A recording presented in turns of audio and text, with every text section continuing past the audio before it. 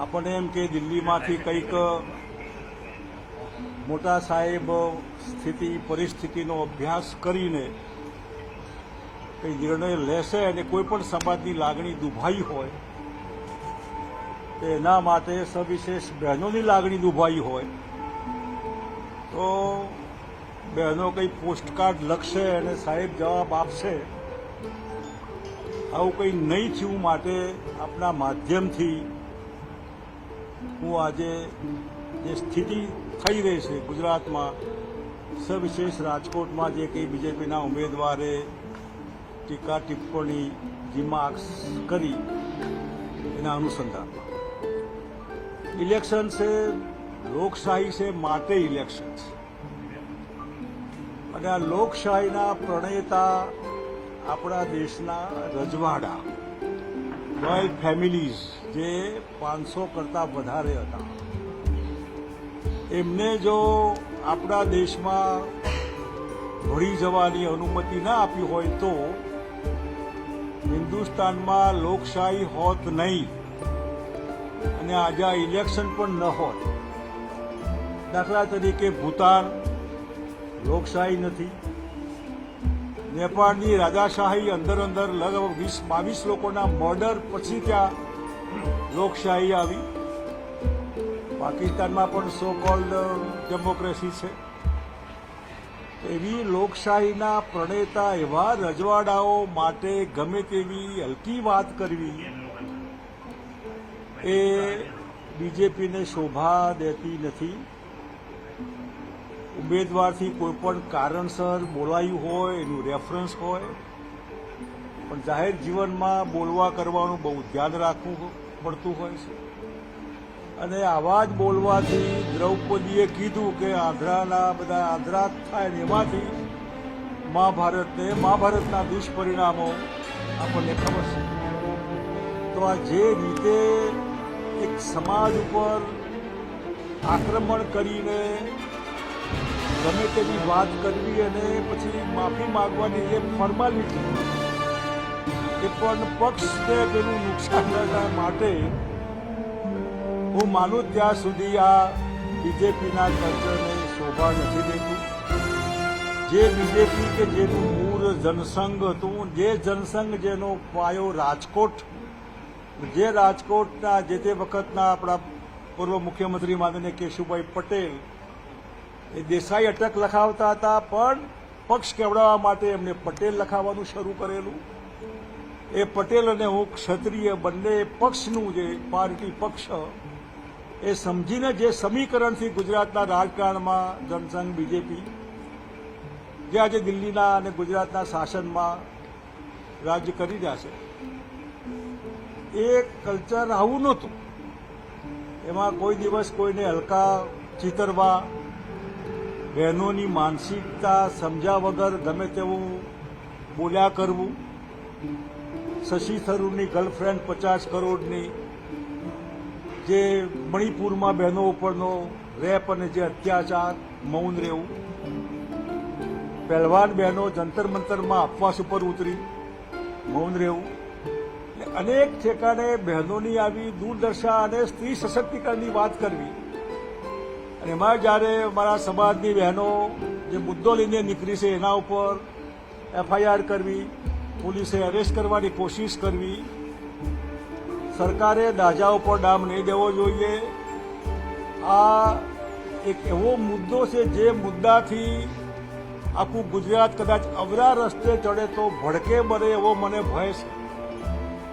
આ પટેલ ક્ષત્રિયની લડાઈ નથી.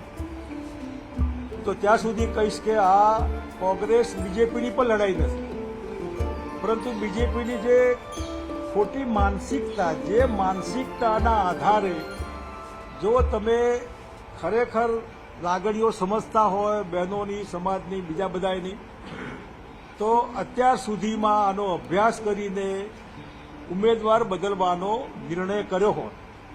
મોટાભાગની જે લાગણી હું સમજો કે ભાઈ ઉમેદવારને બદલો, ભારતીય જનતા પાર્ટી જેને મૂકવા હોય એને મૂકે, પણ જે ઉમેદવારે હું કીધું છે એને તો અમે સહમત નથી અને અમે એમને સહન નહીં કરીએ. આનો ચેપ રાજસ્થાન સુધીના આખા દેશમાં કદાચ કારણ કે બીજેપીની માનસિકતા એ એન્ટી ક્ષત્રિય બની રહી છે. એના દાખલા પુરાવા 19માં તમે એક બી ઉમેદવાર ક્ષત્રિય સમાજમાંથી લોકસભામાં નહીં, 24માં નહીં મૂક્યો. એટલું નહીં, દાખલા તરીકે રાજસ્થાનમાં વસુંધરા રાજે હતા એમને બી કાઢ્યા. એટલું જ નહીં, જે ભારત રત્નની માગણી મહારાજ કૃષ્ણકુમારસિંહજી જે રજવાડાએ પહેલ કરી ભરી જવા માટે, એ અડવાણી સાહેબને કઈ અવસ્થામાં ભારત રત્ન આપ્યું, કદાચ એમની માનસિક સ્થિતિ પરાણે પકડીને બેસાડ્યા હોય એવું. વાજપેયી તો ભાનમાં હતા જ નહીં. વાજપેયી સાહેબને ભારત રત્ન રાષ્ટ્રપતિએ આપ્યું તો પરાણે બેસાડી રાખ્યા હોય. એટલે એક જાતનું આપણને એવું દ્રશ્ય જોવા મળે કે ભારતીય જનતા પાર્ટી કઈ દિશામાં જઈ રહી છે. તમે ભારત રત્ન આપો, પણ આપવા માટે જેને કોઈ ઉત્સાહ નથી, એમના મૃત્યુ પછી આપવું જ હોય તો.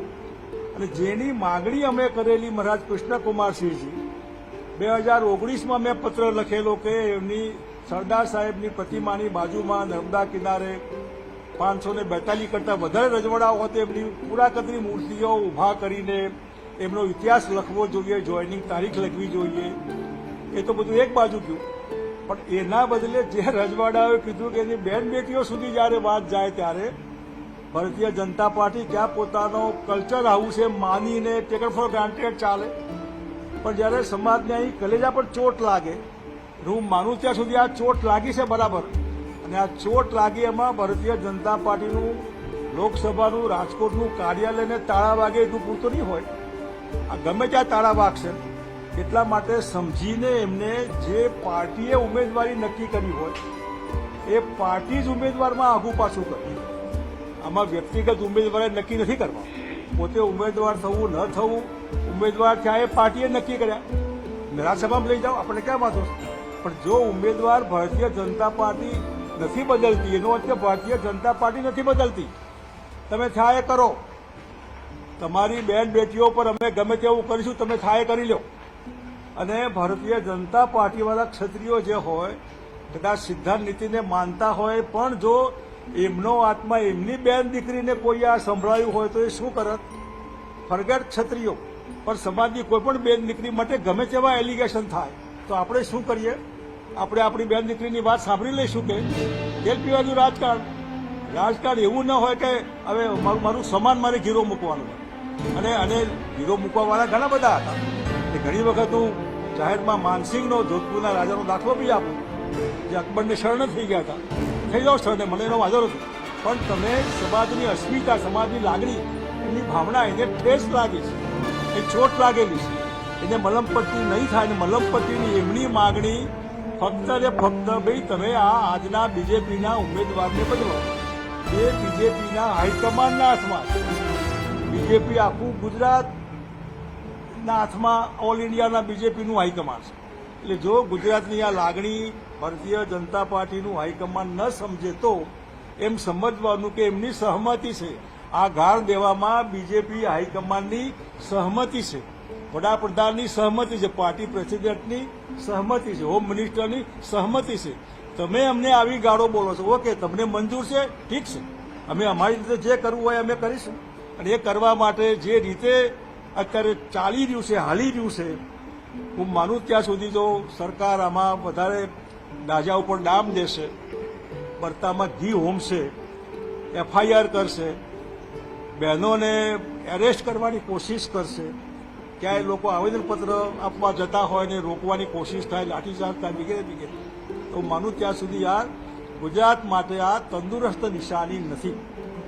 અને સમજદાર દેશની બહુ મોટી પાર્ટી, દુનિયાની મોટી પાર્ટી, ગુજરાતમાં 25 વર્ષથી વધારે શાસન છે એમનું, અને એ રીતે જો એમની આ દાદાગીરી, લુખી દાદાગીરીમાં પરિવર્તિત થવાની હોય તો ચૂપ રહેવાય નહીં. અને એટલા માટે સરકારને એક જાતની વાત કરવા કે ભાઈ તમે આ સમજો, તમે કરી રહ્યા, તમે તમારા માધ્યમથી તમારા ઉમેદવાર આ બોલી રહ્યા છે, તમે જો સમાજની માગણી છે કે એમને બદલો, આટલી નાની વાત પણ તમે સહમત ન થવાના હોય તમને તમારા પ્રોબ્લેમ હોય તો ઉમેદવાર બદલી શકો, એમાં તમને પ્રોબ્લેમ નથી. તમારા પ્રોબ્લેમ હોય તમે ગમે ત્યાં કરી શકો, પણ તમારા પ્રોબ્લેમ નથી, બીજા સમાજના પ્રોબ્લેમ છે. એ સમાજ એક બાજુ જો, એ સમાજ તો ટેકન ફોર ગ્રાન્ટેડ માનીને લઈએ છીએ અમે. એ સમાજમાં ગમે તેવા લોકો હોય તો અમે સમજાવી લઈશું, એવું માનીને ચાલી રહ્યા છો. ત્યારે મારે સરકારને સવાલ છે કે મહેરબાની કરીને પોલિટિકલ ઇલેક્શન મે ગો અને મે કમ, ચૂંટણી કાલે પૂરી થશે, એવું ઝેર ન રોપો જેથી કરીને સમાજ કાયમ માટે એ ઝેરનો ડંખ પીધા કરે. અને એટલા માટે તાત્કાલિક તમે થોડા સમજદાર હોય તો, અને જે આક્ષેપ છે એમાં તમે બી સહમત ન હોય તો લોકસભાના ઉમેદવાર મોકલો, તમે એમને રાજ્યસભામાં મોકલો, જે કરવું એ કરો, એ કોઈ આપણને વાંધો નથી, વ્યક્તિગત સવાલ જ નથી. બીજેપીની માનસિકતા આ દેવી શક્તિ, સ્ત્રી શક્તિ એના વસ્ત્રાહરણની હોય. દ્રૌપદીના વસ્ત્રાહરણનો દાખલો ભગવાન કૃષ્ણ પહોંચી ગયા હતા, એ ક્યાંક કોઈ પણ ઠેકાણે આ કૃષ્ણ અવતારો બધા પેદા થઈને બેન દીકરીઓનું જે વસ્ત્રાહરણ થઈ ગયું છે દરેક કોઈ પણ સમાજના હોય, એના માટે આ પૂરક વસ્ત્રો પૂરા પાડનાર લોકો બેઠા જ છે. અને જો ભારતીય જનતા પાર્ટીનું હાઈકમાન્ડ, દિલ્હીનું હાઈકમાન્ડ આ નિર્ણય વહેલો નહીં લે તો આ ચિનગારી ક્યાં જશે એ કહેવાય નહીં. એના માટે જે કંઈ પરિસ્થિતિ ઊભી થાય એના માટે ફક્ત અને ફક્ત બીજેપી હાઈકમાન્ડ જવાબદાર હશે, ગુજરાતની સરકાર જવાબદાર હશે, દેશની બીજેપીની ગવર્મેન્ટ જવાબદાર હશે. એટલું આ તકે હું કહીશ.